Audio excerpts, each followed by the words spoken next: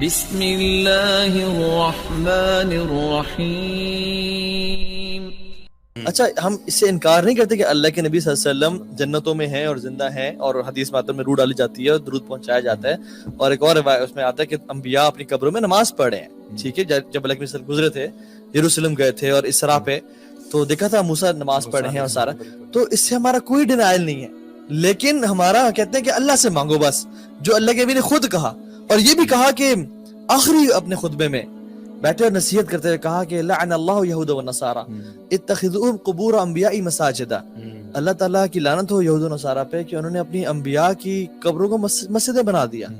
یعنی انہوں نے منع کیا کہ مسجدیں نہ بناؤ، دعا نہ کرو. اچھا، ایک اور دلیل دیتا ہوں آپ کو. جی. جتنی بھی مسنون دعائیں، جتنی بھی مسنون، آپ اٹھا کے وہ ساری مسنون دعاؤں کا ذخیرہ یہاں رکھ لیں. سب کہاں سے سٹارٹ ہوتی ہیں؟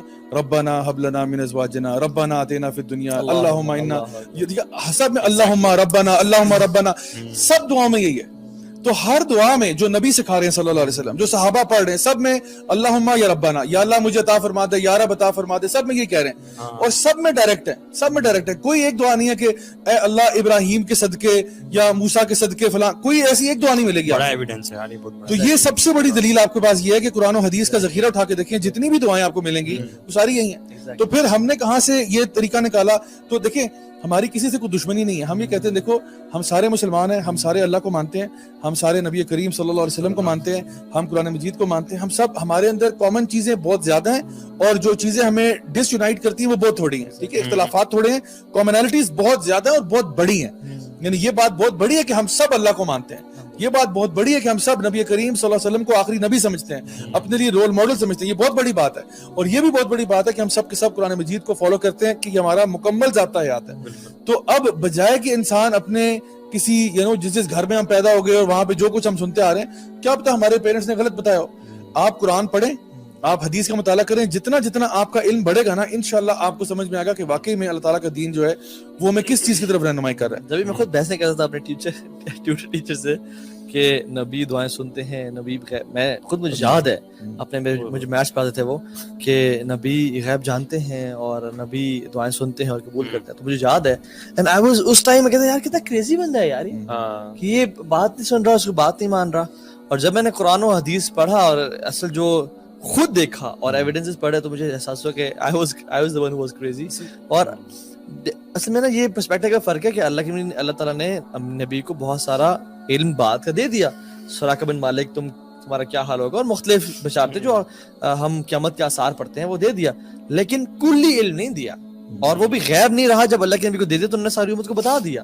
لیکن جو کلی علم ہے کہ اللہ تعالیٰ اللہ کے ہر چیز جانتے ہیں. کل ہم نے آیات بھی پڑھی جس میں اللہ کے نبی نے کہا، قرآن میں آتا ہے کہ اگر میں غیب جانتا تو میں خیر کثیر اپنے لیے ڈھونڈ لیتا اور ہر شر سے بچ جاتا اور ہر نفع کا سوال کر لیتا. آپ پھر طائف نہ جاتے نا، طائف نہ جاتے، آپ طائف نہ جاتے، آپ کے جو نا وہ دانت مبارک شہید ہوئے، آپ اپنے آپ کو بچا لیتے. اور ہاں بہت سارے ایسے لائف اسٹرگل ہے. وہ جو واقعہ آتا ہے اس میں صحابی آپ کے کھاتے ہیں، یہودی عورت نے دعوت کی اور زہر ملایا ہوا تھا. آپ صلی اللہ علیہ وسلم کو دستی بہت پسند تھی. ٹھیک ہے، دستی یا ران تھی، آئی تھنک دستی تھی، وہ پسند تھی. تو اس کو زہر میں صحابی نے کھا لیا. اللہ علیہ وسلم جب ڈالنے زبان پہ ٹچ ہوا تو جبریل آ گئے. اب جو کہتے ہیں اللہ نے غیب جانتے تھے، یعنی اللہ کے صحابہ کو جان بوجھ کے نہیں بتایا کہ اس میں زہر ہے، اور ان کو موت کا الزام تم اللہ کے نبی بھی ٹھہراتے ہو. حالانکہ کتنی عجیب باتیں ہیں. لیکن ہمارا ٹاپک جو ہے نا وہ آج دعا ہے. ہم اس پہ چیز پہ آ جاتے ہیں کہ جیسے بلکہ ابھی زیادہ جو بات کر رہے تھے نا کہ آپ جس گھرانے میں ہم پیدا ہوئے ہیں، ہم بس بلائنڈلی اپنے گھر والے جو چیزیں سیکھ لی ان کو فالو نہ کریں. اور ذرا آپ کہہ رہے ہیں نا، آپ ٹیچر کے ساتھ بحث کر رہے تھے، یہ چیزیں نہ کریں، ریلیٹیوٹی اپنے ساتھ نہ لے کر آئیں. بیکاز آئی تھنک، اور ایک اور جو چیز میرے ٹیچر نے بڑی اچھی بات کی تھی، انہوں نے کہا تھا کہ یار اگر آپ صرف سنسیئرلی نا ہر نماز میں سورہ فاتحہ میں جو دعا کرتے ہیں نا، اہدنا الصراط المستقیم، دیٹس اے دعا، آپ یہ سنسیئرلی کرنا شروع کر دیں تو یہ جو ساری کنفیوژن ہے نا، یہ انشاءاللہ آپ کی دور ہو جائیں گی. تو اپنے اندر سنسیئرٹی لے آئیں اور تھوڑی سی ریجیڈیٹی ختم کریں، اور اوبیسلی ان کے اس پہ سفر پہ شروع ہو جائیں. زابی نے بات کی دعا هو العبادہ. آپ جتنی عبادات دیکھ لیں ان کی جو کرکس اور کور ہے نا وہ دعا ہی تو ہے. بلکہ مخ العبادہ بھی آتا ہے، بیک بون اس کے لیے ساری عبادات. عبادت کا ورڈ اور دعا کا ورڈ انٹرچینجبلی یوز ہوتا ہے قرآن میں. تو اٹس لائک مطلب اس کو انٹرچینجبلی اللہ تعالیٰ نے یوز کیا ان دا قرآن. آپ نماز میں دیکھ لیں دعا ہے، آپ حج میں دیکھ لیں. الحج عرفہ، یعنی حج عرفہ ہے. اور عرفہ کے دن کام کیا ہے؟ Arafah is not the day for Quran, not the day for صدقہ خیرات، not a day for anything else except دعا. ٹھیک ٹھیک ہے, اور اس میں دعا کیا ہے, لا الہ الا اللہ وحدہ لا شریک لہ لہ الملک و لہ الحمد وهو علی کل شیء قدیر. This is the best dua that our prophet and the انبیاء made. So ہم نے نا دعا کو بہت انڈرمائن کیا ہوا ہے, اور لوگوں کو بڑا بتانا ضروری ہے کہ دعا کتنا بڑا ویپن ہے. کیوں یہ ویپن ہے؟ اللہ تعالیٰ کو ناپسند ہے کہ آپ اسے دن گزر جائیں اور دعا نہ کریں. لیس شیئا اکرم علی اللہ تعالی من الدعاء. حدیث میں آتا ہے کہ اللہ تعالیٰ کو کوئی چیز اکرم عزیز تر نہیں ہے ایکسپٹ دعا. لیس شیئا اعظم اللہ تعالی من الدعاء, یعنی کوئی چیز عزیز نہیں ہے دعا سے زیادہ. اچھا مجھے پوائنٹ یاد آ رہا تھا, آپ نے جو بڑی اچھی بات کی کہ ایک دعا جو ہم لوگ کرتے ہیں, ہر چیز کا پینیکل دعا ہے. مطلب آپ دیکھتے ہو کہ عرفہ میں بھی اور روزے میں بھی جب آپ افطار سے پہلے ٹائم ہوتا ہے وہ بھی دعا کا ہوتا ہے. اور کچھ دعائیں ہیں, مسنون دعائیں ہیں, جو کہ ٹیکنیکلی ہمارے پوائنٹ سے دعائیں نہیں ہیں. لا الہ الا اللہ وحدہ لا شریک لہ لہ الملک و لہ الحمد وهو علی کل شیء قدیر, یہ کون سی دعا ہے؟ یہ ذکر ہے, یہ تو ذکر ہے. لیکن آپ صلی اللہ علیہ وسلم نے سکھایا ایسے جیسے یہ دعا ہے, ٹھیک ہے. اور حسبی اللہ لا الہ الا هو علیہ توکلت وهو رب العرش العظیم, یہ بھی ایسے بتایا جیسے دعا ہے, ٹھیک ہے. فَإِن تَوَلَّوْا فَقُلْ حَسْبِيَ اللَّهُ لَا إِلَهَ إِلَّا هُوَ, کہ جب وہ اگر منہ پھیر لیں تو پھر یہ کہہ دو, اور یہ دعا کی طرح سے کہا ہے. اب دیکھیں اس میں بڑی ایک پاورفل چیز ہے, وہ یہ کہ ہماری اکثر دعائیں جو ہے نا وہ اپنے آپ کو سنانے کے لیے ہوتی ہیں. یعنی اس میں اللہ تعالیٰ, یعنی آپ کہتے ہو کہ لا الہ الا اللہ وحدہ لا شریک لہ لہ الملک و لہ الحمد وہو علی کل شیء قدیر. یعنی آپ کہتے ہیں نا کہ اس کو پڑھتے جاؤ 100 دفعہ پڑھ لیا دن میں, یہ وہ آپ اپنے آپ کو سنا رہے ہوتے ہو کہ لا الہ الا اللہ, اللہ کے سوا میں کسی کی بات نہیں کرتا, ٹھیک ہے. اور پھر آپ کہتے ہو کہ اللہ تعالیٰ کے ساتھ کوئی شریک نہیں ہے, سارا قدرت طاقت سب کچھ اللہ کی ہے, ٹھیک ہے. اور یعنی یہ ساری چیزوں کو ایڈمٹ جب کرتے ہو نا تو آپ کو اسٹرینتھ ملتی ہے, آپ کو اسٹرینتھ ملتی ہے کہ یار میں کس سے مانگ رہا ہوں, میں کس سے مانگ رہا ہوں, کس ذات کی بات کر رہا ہوں میں.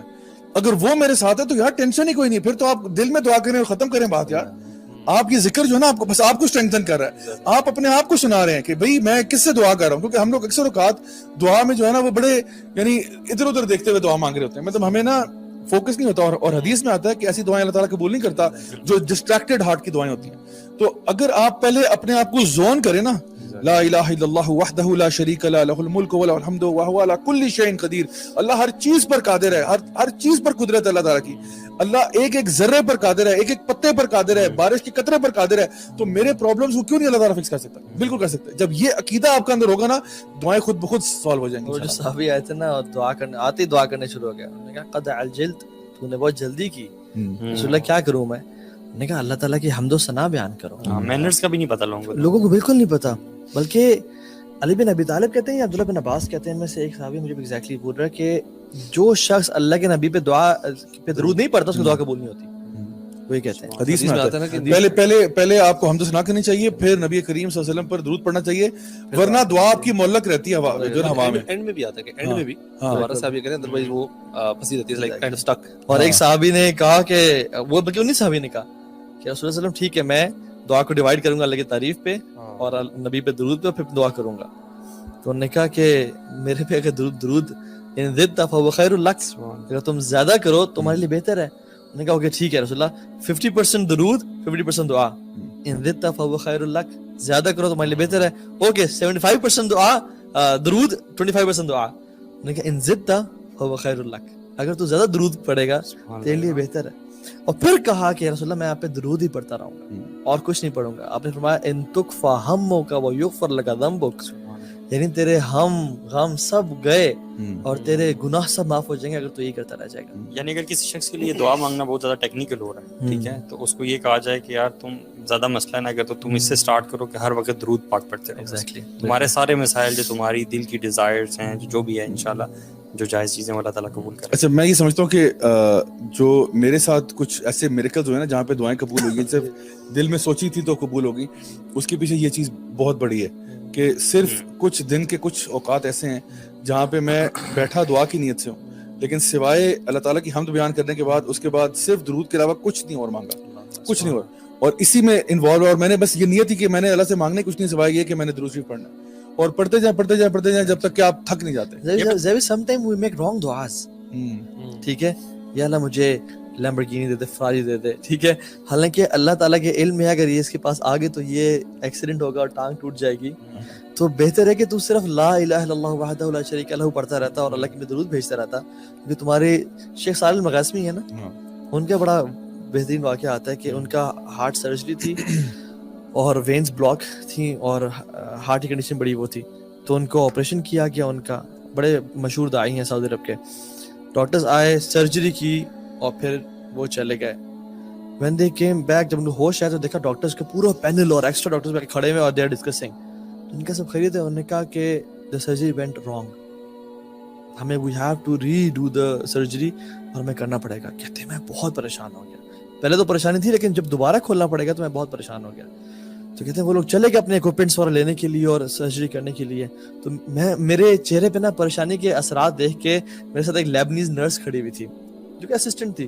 کہتی ہے یا صالح صلی علی محمد, کہ اللہ کے درود پڑھو.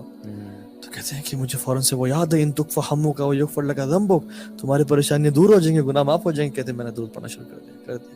حتیٰ کہ کہتے ہیں کہ سبحان اللہ جب وہ ڈاکٹرز آئے دوبارہ سرجری کرنے کے لیے, they were amazed and surprised. ان کے چہروں پہ نا عجیب سے پریشانی کی. میں نے کہا خیریت ہے؟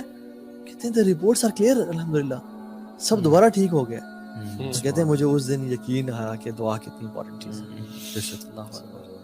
ہم لوگ نا اس کو بہت انڈرمائن کرتے ہیں, ہم لوگ کرتے ہی نہیں ہیں. یعنی اللہ تعالیٰ کہتے ہیں کہ جو لوگ تکبر کرتے ہیں نا میری عبادت میں, سیدخلون جہنم داخرین, ان کو میں جہنم میں داخل کر دوں گا. اور یہ اس کے بعد کہا کہ ادعونی استجب لکم, یعنی اللہ تعالیٰ خود کہہ رہا ہے وقال ربکم ادعونی استجب لکم, میں تم سے کہہ رہا ہوں تم میں دعا کرنی ہے اور میں دعا قبول کروں گا. اور جو اپنے آیت میں نے کہ وَإِذَا سَأَلَكَ عِبَادِي عَنِّي, اگر ہم گھنٹہ اس کو آیت کھولنا شروع کر دینا, یہ گھنٹے کا ایک لیکچر ہے. مطلب اس میں ایک دو پوائنٹس بتا دوں. وَإِذَا, جب بھی میرا بندہ, یعنی 9 to 5 نہیں, تہجد ٹائم نہیں, جب بھی تم واش روم سے نکلے دعا, تم لیٹے ہوئے دعا کر لو. وضو نہیں ہے دعا کرو, وضو ہے دعا کرو, جہاں بھی ہو دعا کرو.